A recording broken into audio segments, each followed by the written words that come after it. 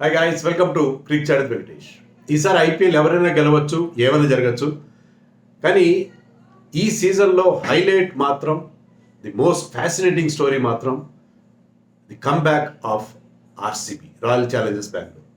ఎంత అద్భుతంగా ఒక మిరాక్యులస్గా వాళ్ళు కంబ్యాక్ అయ్యారు అనేది నభూతో నా భవిష్యత్. ఎందుకంటే మొదటి 8 మ్యాచ్ల్లో కేవలం ఒకే ఒక మ్యాచ్ గెలిచిన టీం ప్లే ఆఫ్స్కి రావడం అనేది ఐపీఎల్ చరిత్రలో ఎప్పుడు జరగలేదు. 8 మ్యాచ్ల్లో మీకు ఒక్క మ్యాచ్ గెలిస్తే వాళ్ళ కెప్టెన్ కానీ విరాట్ కోహ్లీ కానీ అందరూ చేతులు ఎత్తేసారు. ఏదో మా ప్రైడ్ కోసం ఆడుతున్నట్టుగా మాట్లాడారు ఆ స్టేజ్లో. కానీ ట్రెమెండస్ టర్న్ అరౌండ్ మనకి కనిపించింది. ఎప్పుడు ఒప్పుకోవద్దురా ఓటమి, ఎప్పుడు వదులుకోవద్దురా ఓరిమి అని చెప్పి సిరివెన్నెల సీతారామరాజు ఒక ఇన్స్పిరేషనల్ సాంగ్ రాశారు. ఆయన వర్ధంతి కూడా నిన్ననే జరిగింది. సో అది గుర్తుకొస్తుంది. ఎప్పుడు ఒప్పుకోవద్దురా ఓటమి అనే ఒక్క మాటతో వాళ్ళకున్న అతి కొద్ది ఛాన్స్, చిన్నపాటి ఆశను నమ్ముకొని వాళ్ళు వరుసగా 6 మ్యాచ్లు గెలిచి, అందులో లాస్ట్ మ్యాచ్లో నెట్ రన్ రేట్ కూడా చూసుకోవాలి. ప్రెషర్ సిచ్యుయేషన్, ఓడితే ఇంటికి వెళ్ళిపోతాం, గెలిస్తే ప్లే ఆఫ్స్కి వెళ్తాం. ఆ గెలుపులో కూడా ఒక ట్విస్ట్, మళ్ళీ ఇంత మార్జిన్తో గెలవాలి. ఇవన్నీ దృష్టిలో పెట్టుకుని వాళ్ళకి నెట్ రన్ రేట్ కూడా దారుణంగా ఉంది. ఫస్ట్ 8 మ్యాచ్ల తర్వాత బాటమ్ ఆఫ్ ది టేబుల్ ఉన్న నెట్ రన్ రేట్ ఏమాత్రం బాగాలేదు. ఆ స్టేజ్లో nobody has given them a chance. నేను కూడా ఒక వీడియో చేశాను, మీకు గుర్తునే ఉంటుంది. ఆర్సీబీకి ఏమైందని చెప్పి, ఎందుకు ఇంత దారుణంగా ఆడుతున్నారు, ఏం తప్పులు చేస్తున్నారని చాలా ముందే కూర్చున్న కోయిల్లాగా నేను కూడా వీడియో చేసేసాను. ఏమని, ఏంటి వీళ్ళు ఇంతేనా, ఎప్పుడు ఇంతేనా, ఈసాలా కప్. అది మీకు ఇంకొక రహస్యం చెప్తాను. దానికి నేను ఒక హెడ్డింగ్ పెడదాం అనుకున్నాను, ఈసాలా కప్ ఒట్టిదే అని చెప్పి. అది పెట్టి కూడా అది మళ్ళీ తమ్నైల్ చేంజ్ చేశాను. ఎందుకంటే మరీ అఫెన్సివ్గా అనిపించింది, నాకే అనిపించింది ఈసాలా కప్ ఒట్టిదే. అది కానీ పెట్టుంటే మీరు ఈ పాటికి నాతో బ్రహ్మాండంగా ఆడుకునేవారు కదా, ట్రోల్ చేసినవారు కదా. కానీ అది అప్పట్లో నేను చేసిన వీడియోకి ఎవరు ఆ నెగిటివ్ రియాక్షన్ రాలేదు. ఎందుకంటే వాట్ ఎవర్ ఐ సెడ్, ఏ తప్పులు చేస్తున్నారు అవి రిపీట్ చేస్తున్నారు అప్పట్లో చెప్పారు. కానీ ఆ తప్పులన్నింటినీ మార్చుకున్నారు. చాపింగ్ అండ్ చేంజింగ్ మానేశారు, ప్రాపర్ కాంబినేషన్ సాధించారు. ఆ టర్న్ అరౌండ్ ఎలా వచ్చింది, ఎందుకు వచ్చింది అన్నది ఈ వీడియోలో మనం మాట్లాడుకుందాం. కొంచెం లాంగ్ అవుతుందేమో నాకు భయం వేస్తుంది video, but bear with me. ఎందుకంటే చాలా విషయాలు కవర్ చేయాలి. చాలా ఫ్యాసినేటింగ్ స్టోరీ. ఈ స్టోరీ అంతా మీకు నేను అబ్జర్వ్ చేసిన అన్ని మీకు చెప్పాల్సిందే. కాస్త లెంది అయినా కూడా మీరు నన్ను క్షమించేయండి. వీళ్ళ 2016 జర్నీ కూడా ఇట్లనే సాగింది. 2016లో కూడా వీళ్ళు ఫస్ట్ 7 మ్యాచెస్లో 2 మ్యాచెస్ గెలిచారు. ఆ తర్వాత 7 మ్యాచ్ల్లో, అంటే ఫస్ట్ హాఫ్లో 2 మ్యాచెస్ గెలిచారు. తర్వాత 7 మ్యాచ్లో 6 మ్యాచ్లు గెలిచి ప్లే ఆఫ్స్ క్వాలిఫై అయ్యారు. ఫైనల్లో ఎస్ఆర్హెచ్ చేతిలో ఓడిపోయారు. బట్ అప్పుడు కూడా ఇదే రకమైన కంబ్యాక్ మనం చూసాం. ఇలాంటి కంబ్యాక్స్ గురించి నేను ఆల్రెడీ చెప్పాను. 1992 వరల్డ్ కప్, వన్డే వరల్డ్ కప్లో ఇమ్రాన్ ఖాన్స్ పాకిస్తాన్ టీం ఇదే రకమైన కంబ్యాక్ చేశారు. వాళ్ళు ఫస్ట్ 5 మ్యాచెస్లో ఒక మ్యాచ్ గెలిచారు. 8 మ్యాచ్లు ఆడతారు. ఫస్ట్ 5 మ్యాచ్లో ఒక మ్యాచ్ గెలిచారు. 3 మ్యాచ్లు ఓడిపోయారు. ఒక మ్యాచ్ వర్షం వల్ల రద్దయింది. ఆ వర్షం వల్ల రద్దయిన మ్యాచ్లో ఇంగ్లాండ్తో అది వాళ్ళు 74కి ఆల్అౌట్ అయిపోయారు. కానీ ఇంగ్లాండ్ మంచి పొజిషన్లో ఉంది, 24-5-1 ఎంతో ఉన్నారు. ఆ టైంలో వర్షం వచ్చి మ్యాచ్ నో రిజల్ట్ అయింది. దానివల్ల వాళ్ళకి ఎక్స్ట్రా 1 పాయింట్ వచ్చింది. సో లాస్ట్ 3 మ్యాచెస్ గెలిచారు. ఫస్ట్ 5 మ్యాచెస్లో ఒక మ్యాచ్ గెలిచిన, ఆఖరి 3 మ్యాచ్లు వరుసగా గెలిచారు. దాంతో ఏంటంటే వాళ్ళకి ఆ 1 పాయింట్తో కలిపి 9 పాయింట్స్ వచ్చాయి. దాంతో వాళ్ళు ఆస్ట్రేలియా అప్పుడు క్వాలిఫై కూడా కాలేదు. ఆస్ట్రేలియా, వెస్టిండీస్ ఇంకా స్ట్రాంగ్గా ఉంది. ఆ రెండింటిని దాటుకుని వాళ్ళకి 88 పాయింట్స్లో వీళ్ళు ఒక్క పాయింట్ వర్షం కలిసి రావడం అంటే ఫార్చ్యూన్ ఫేవర్స్ ద బ్రేవ్ అంట. అలాగే వాళ్ళకి ఆ అదృష్టం వర్షం ద్వారా, లేకపోతే ఆ మ్యాచ్ ఖచ్చితంగా ఓడిపోయి ఆ పాయింట్ పోతే వాళ్ళకి అవకాశం ఉండేది కాదు, వెళ్ళే అవకాశం. సో ఆ వర్షం వల్ల వచ్చిన ఆ మ్యాచ్తో ఆ తర్వాత వాళ్ళు ఎవరు ఆపలేకపోయారు. Nobody gave them chance. కానీ ఆ తర్వాత ఫైనల్లో వాళ్ళకి తిరుగు లేకుండా పోయింది. వాళ్ళు ఫైనల్లో ఇంగ్లాండ్ ఓడించేసి టైటిల్ గెలిచారు. సో అలాగే ఒక్కసారి ఈ టర్న్ అరౌండ్ అనేది టీంని ఎంతగా రిజర్వేట్ చేస్తుంది, ఎంతగా వాళ్ళని ఉత్తేజపరుస్తుంది అనడానికి అది బెస్ట్ ఎగ్జాంపుల్గా మనం చెప్పుకోవచ్చు. అది ఎలా జరిగింది, ఎందుకు జరిగింది, అలా జరిగింది అనే చూద్దాం. ఎందుకంటే ఫస్ట్ హాఫ్లో చాలా దారుణంగా ఆడారు వీళ్ళు. ఒకే ఒక match, second match of the వాళ్ళ సీజన్లో 2వ మ్యాచ్ పంజాబ్ కింగ్స్ మీద ఒక మ్యాచ్ గెలిచారు. అది మినహాయిస్తే అన్నిట్లో ఓటమి. ఎవ్వరు ఫామ్లో లేరు, విరాట్ కోహ్లీ తప్ప. విరాట్ కోహ్లీ మొదట్లో, చివరిలో దినేష్ కార్తిక్ తప్ప.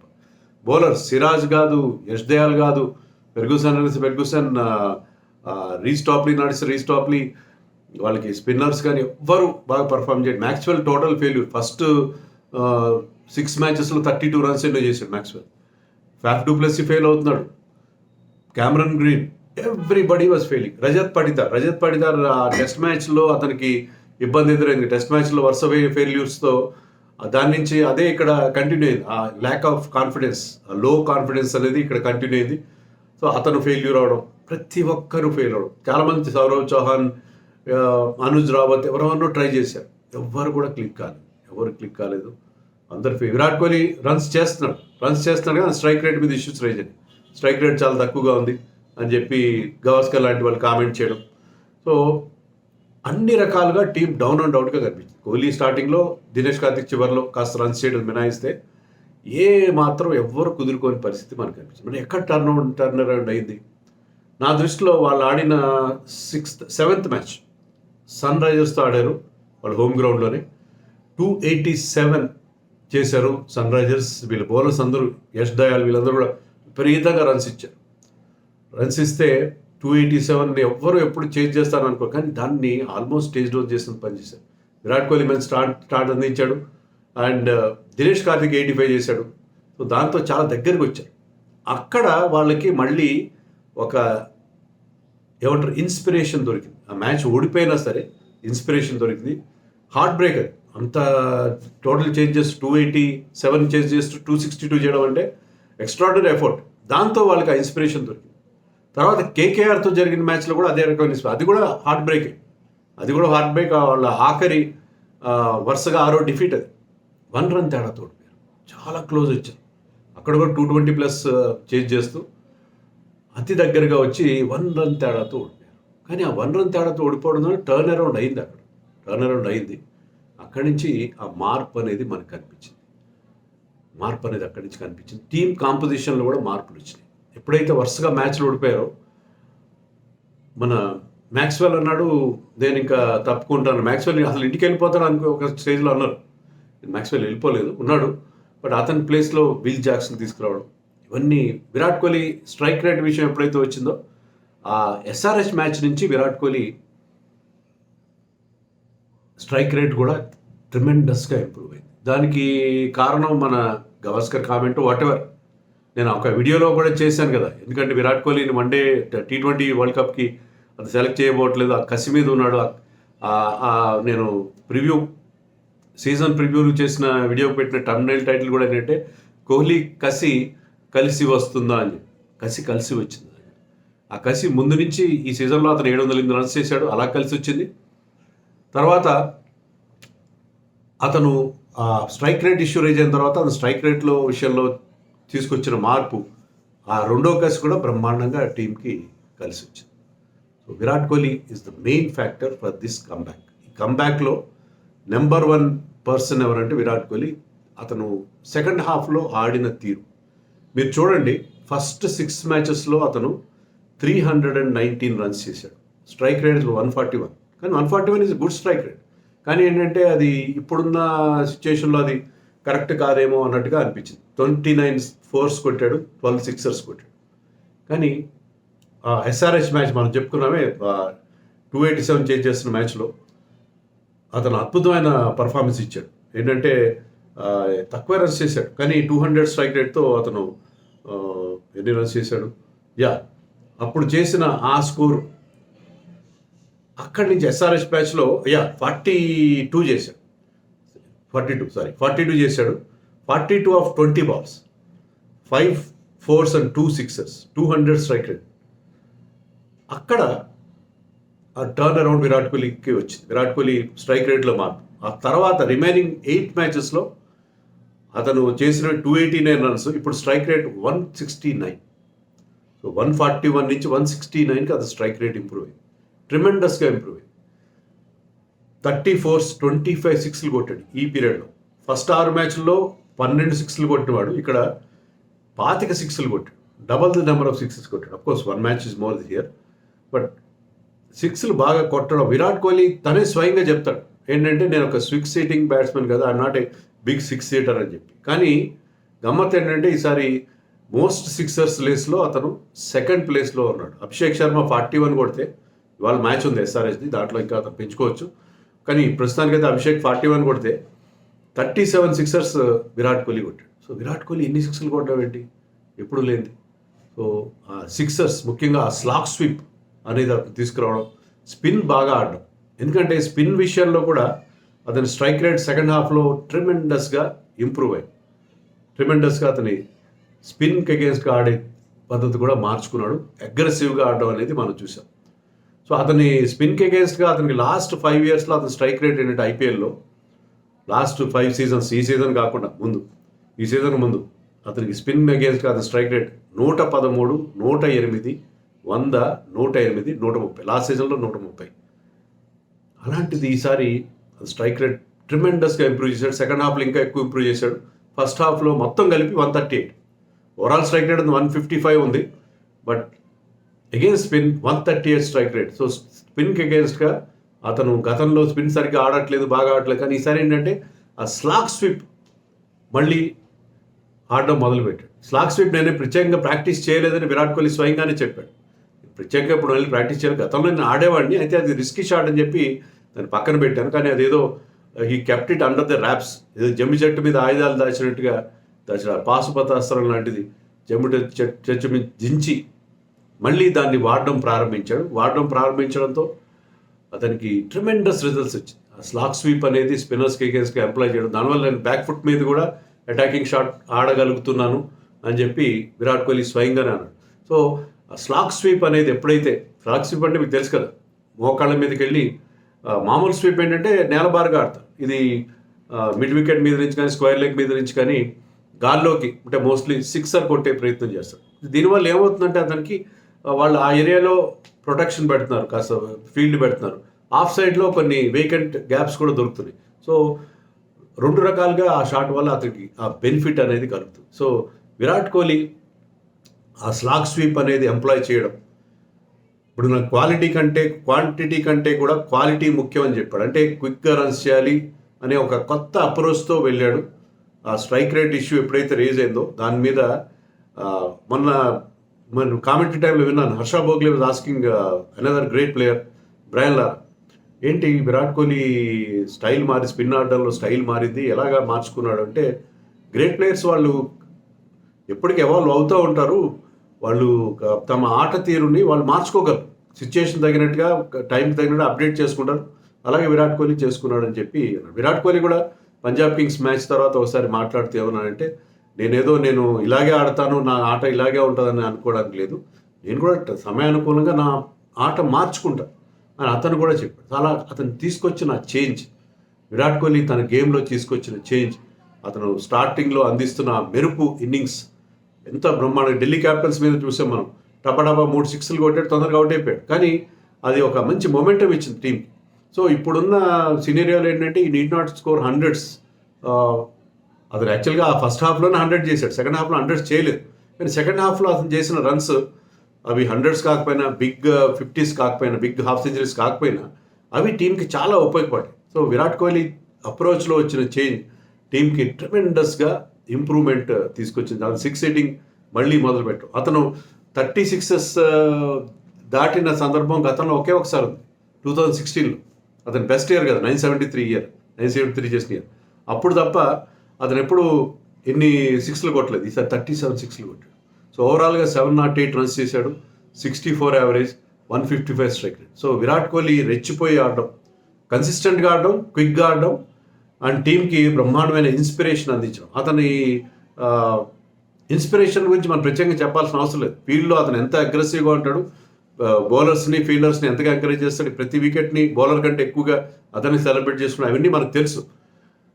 ప్లస్ అతని చురుకైన ఫీల్డింగ్ మనం చూసాం కదా, పంజాబ్ కింగ్స్తో జరిగిన మ్యాచ్లో శశాంక్ సింగ్ని అతను రన్అట్ చేసిన విధానం, డీప్ మిడ్ వికెట్ నుంచి చాలా ఫాస్ట్గా పరిగెత్తుకుంటూ వచ్చి ఆ బాల్ ఆపే ప్రయత్నంలో ఈ లాస్ట్ హిస్ బ్యాలెన్స్. ఈ was almost falling down on the ground, but still stumps కేసి డైరెక్ట్ హిట్ కొట్టాడు. One of the finest fielding efforts. So అతని కమిట్మెంట్ని, అతని ఉన్న ఆ అథ్లెటిసిజంని అది చూపించింది. సో అద్భుతమైన result. So that will lift the team. So Virat Kohli లాంటి ఒక ప్లేయర్ ఆ రకమైన పర్ఫార్మెన్స్ ఇస్తే టీంని అది అప్లిఫ్ట్ చేస్తుంది టీం పర్ఫార్మెన్స్. అదే అక్కడ వాళ్ళకి జరిగింది. సో విరాట్ కోహ్లీ స్పిన్కి అగేన్స్ట్గా అద్భుతంగా ఆడడం, ఎప్పుడు లేనంత మంచి స్ట్రైక్ రేట్తో ఆడడం. జనరల్గా ఓవరాల్గా అతను స్ట్రైక్ రేట్ 141, ఫస్ట్ 6 గేమ్స్లో 141 ఉంటే ఇప్పుడు ఆల్మోస్ట్ 170కి పెరగడం.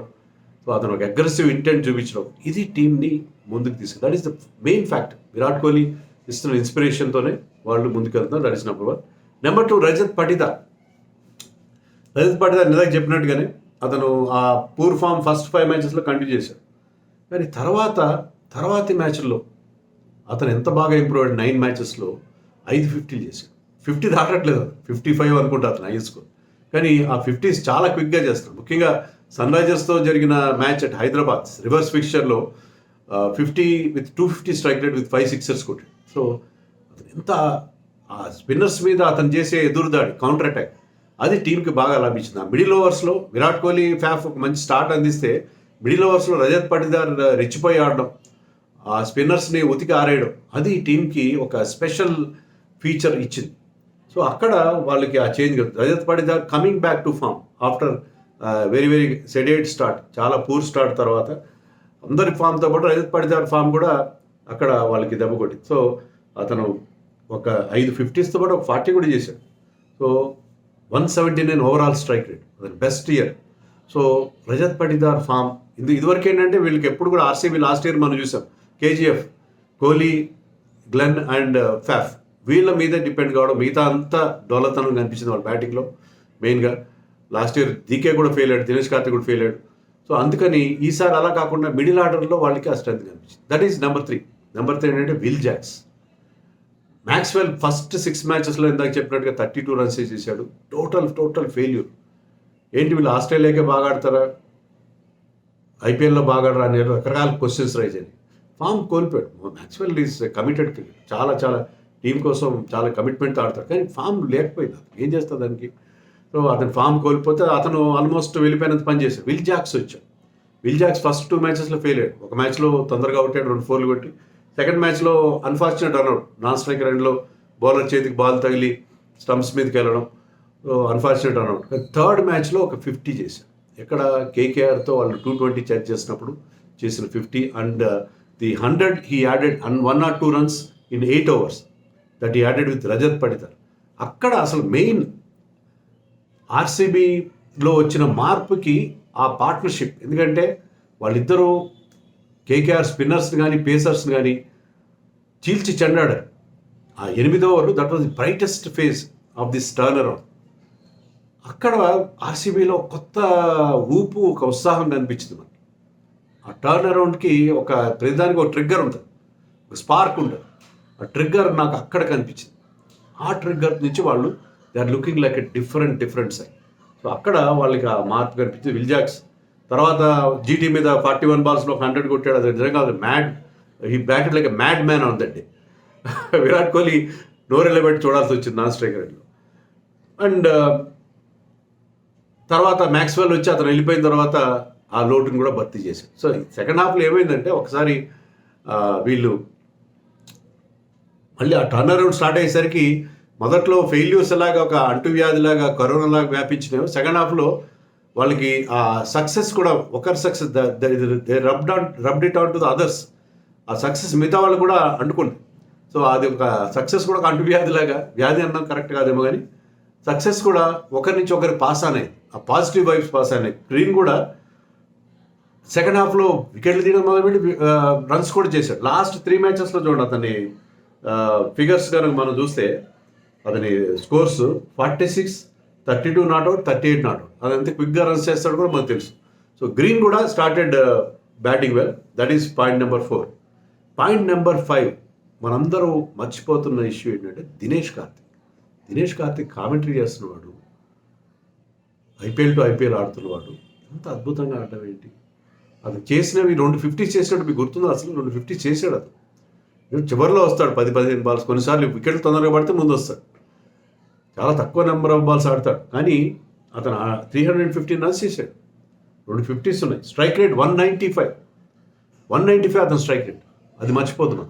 అది ఆ 85 ఆఫ్ 35 balls, 245 స్ట్రైక్ రేట్తో అతను ఎస్ఆర్హెచ్ మీద చేసిన నాక్ అది ఎంత ఇంపార్టెంట్ అంటే ఇప్పుడు అల్టిమేట్గా నెట్ రన్ రేట్ వల్లే ఆర్సీబీ క్వాలిఫై. ఇంకా 3 టీమ్స్కి 14 పాయింట్స్ ఉన్నాయి. చెన్నైకి 14 పాయింట్స్ ఉన్నాయి, డీసీకి 14 పాయింట్స్ ఉన్నాయి, ఎల్ఎస్జీ 14 పాయింట్స్ ఉన్నాయి.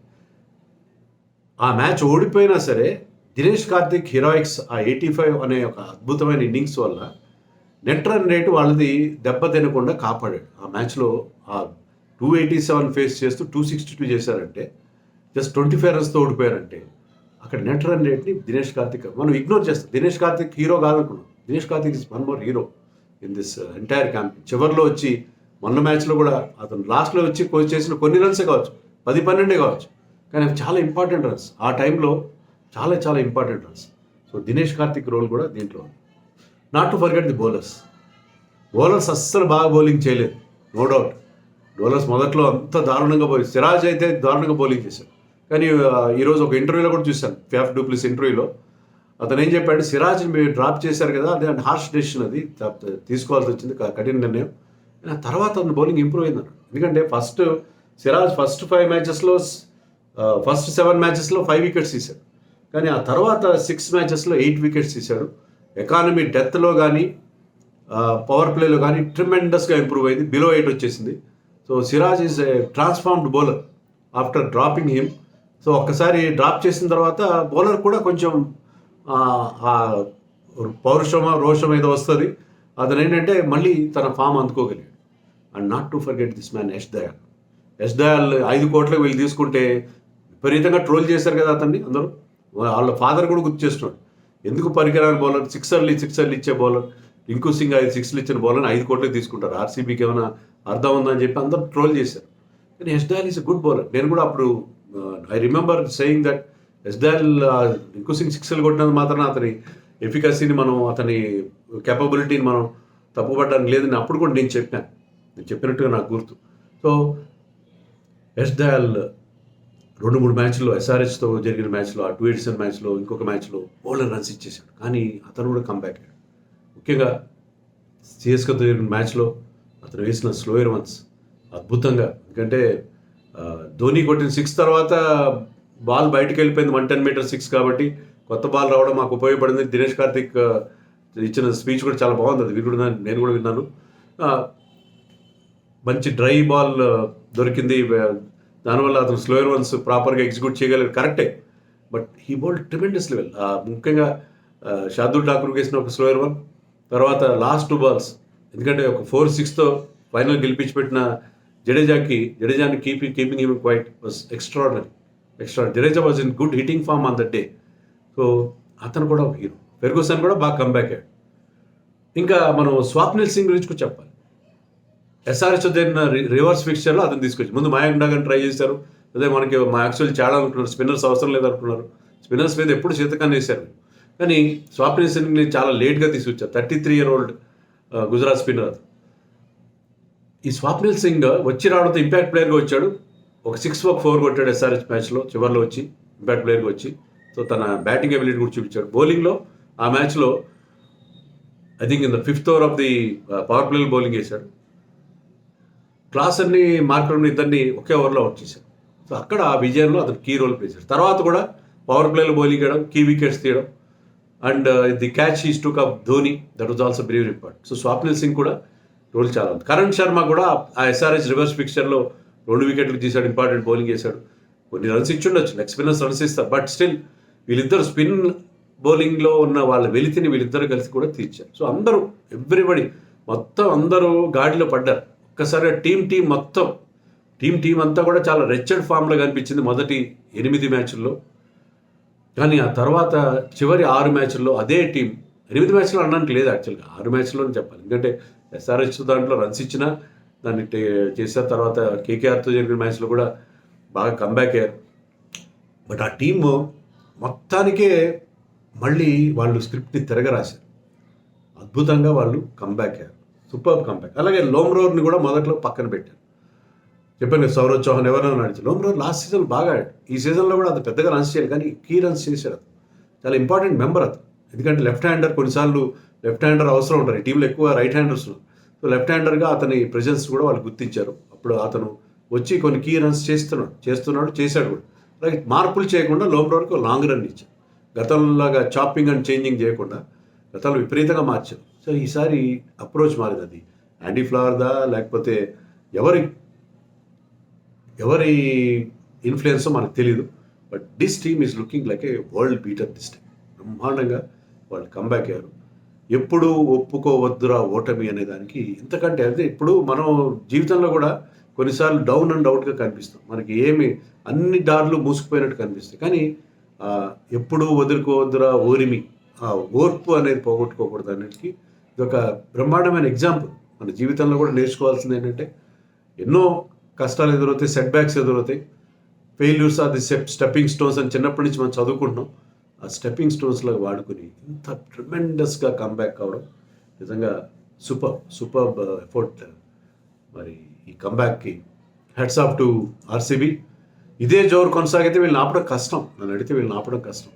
చాలామంది ఫ్యాన్స్ ఏం కోరుకుంటారంటే మన తెలుగు రాష్ట్రాల్లో ఎస్ఆర్హెచ్ ఆర్సీబీకే విపరీతంగా ఫ్యాన్స్ ఉన్నారు. వాళ్ళందరూ కోరుకున్నారు 2016 ఫైనల్ రిపీట్ కావాలి, ఎస్ఆర్హెచ్ ఆర్సీబీ ఫైనల్ ఆడాలని కోరుకుంటున్నారు. మరి ఫైనల్లో ఎవరు గెలవాలని వాళ్ళు కోరుకుంటున్నారో తెలీదు. మొత్తం మీద ఆర్సీబీని అంటే వాళ్ళు ఫైనల్కి వెళ్ళాలంటే 3 హర్డిల్స్ ఆడుకోవాలి. ఎలిమినేటర్ గెలవాలి, క్వాలిఫైర్ 2 గెలవాలి, ఫైనల్ గెలవాలి. మూడిట్లో ఇదే జోరు కంటిన్యూ చేయగలుగుతారా, ఎక్కడైనా తడబడతారో మనకు తెలియదు. కానీ so far so good, you have done a wonderful job. ఈ ఒక ఐపీఎల్ ఎప్పుడూ లేనట్టుగా ఒక అద్భుతమైన ఒక స్టోరీని వాళ్ళు ఇచ్చినందుకు thanks to RCB and thanks to ఫ్యాఫ్, Virat Kohli and others. ఫ్యాఫ్ గురించి కూడా చెప్పాలి. ఫ్యాఫ్ కూడా ఏంటంటే అదొకటి మిస్ అయింది. ఫ్యాఫ్ కూడా స్టార్టింగ్లో బాగా ఆడలేదు, కానీ చివరిలో వచ్చేసరికి అది రోహిత్ శర్మ స్టైల్లో క్విక్గా పవర్ ప్లేలో ఛాన్స్ తీసుకోవడం, అటాక్ చేయడం, భయంకరంగా అటాక్ చేయడం, తక్కువ రన్స్ చేసిన అవసరం టీం కోసం ఆడుతున్నాడు. టీం కోసం ఆడుతున్నా అది పట్టిన క్యాచ్ చూశారు కదా, క్యాచ్ ఆఫ్ శాంట్నర్ క్యాచ్. 39 ఇయర్స్లో అతను పెట్టిన క్యాచ్, అతని ఫీల్డింగ్ కానీ అతని ఫిట్నెస్ కానీ. సో ఫ్యాఫ్ గురించి మనం ఎలా మర్చిపోతాం. And is a very cool captain. నిజంగా ఈ lead the team very well. Sorry అతను లాస్ట్లో కొసమెరుపుగా చెప్తున్నాను, బట్ ఈ also did very well. So అన్నీ కలిసి వచ్చినాయి. అన్నీ ఒక వంటకం కుదరాలంటే అన్నీ కుదరాలి. సో ఎవరు ఫెయిల్యూర్ అయ్యారు, టీం అంతా కూడా ఫామ్లోకి వచ్చింది. ఇదే టీం మొదటి హాఫ్లో దారుణంగా, కొన్ని సినిమాలు ఫస్ట్ హాఫ్ చెత్తగా ఉంటే సెకండ్ హాఫ్ సూపర్గా ఉంటాయి. సెకండ్ హాఫ్లో టీం బాగా కుదిరింది. క్లైమాక్స్ కూడా అలాగే ఉంటుందేమో. Let us wait and see.